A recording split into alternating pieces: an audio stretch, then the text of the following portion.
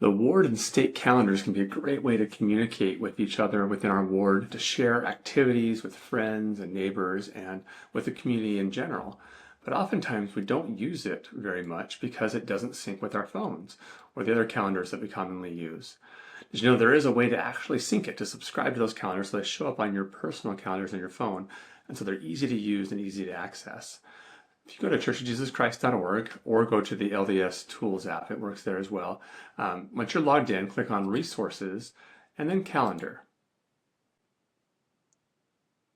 This is going to bring up the ward and state calendar and all the different calendars that are available. Then you click on the little gear icon up here at the top. Click on Sync. Now this shows all the calendars that are already automatically synced, but that's just going to my LDS Tools calendar. I want to go to the Google Calendar and I want to customize exactly what I see. For example, let's create right here, create group of synced calendars. Now say I'm a young men's leader in one of the wards, and I want to be able to see what activities all the young men in the stake are having on any given Wednesday. In case we show up and only have one or two young men, we want to see what else everyone else is doing. I can go through each of the wards and I'll select the stake young men's. There's Grove First Ward Young Men's, Grove Third Young Men's, Leighton Lakes First Ward. They have combined Young Men's that they're doing there. Leighton Lakes Second Ward, Young Men's, Leighton Lakes Third Ward. They have all three organizations. They have it broken out by deacons, teachers, and priests. Lindsay First has a Young Men. Paseo Crossings has a Young Man. And the Branch has a Young Man. I'm going to save that.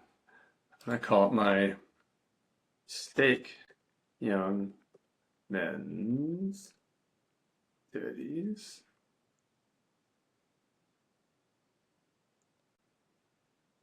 Come back down to the bottom. Save that. And you can create that. Maybe you just want to see just items from your ward or very specific custom tailored things to you. So once you created that, then you come down here to copy URL. And that creates a URL to subscribe to a calendar. And there's instructions here on how to subscribe from Google, Apple, or Microsoft Outlook calendars. I'm going to show you Google because that's what I use. So I'm going to go open my Google Calendar over here. Here on the left-hand side, you scroll down. You want to come to Other Calendars and click the little plus button to add other calendars. And then from URL. Now I'm just going to paste that URL that I just copied and add calendar. And now it's created. That calendar is available. If I go back here, go back down to the bottom, I can see that calendar's here. And now I can see the young men's activities. It's going to take a little while to sync, but they'll all be there. And I'll be able to see what, here we go, I clicked on it.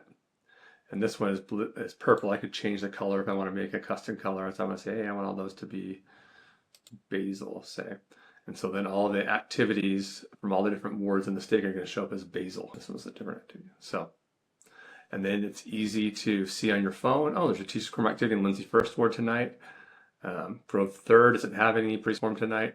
And that way this calendar becomes much more useful because anytime someone in the ward adds a new activity, young men's, young women's, Relief Society, any activities that go into the ward calendar will automatically show up on your personal calendar and make it easier to coordinate events and make sure you're keeping in sync with the rest of the ward. Hope that helps.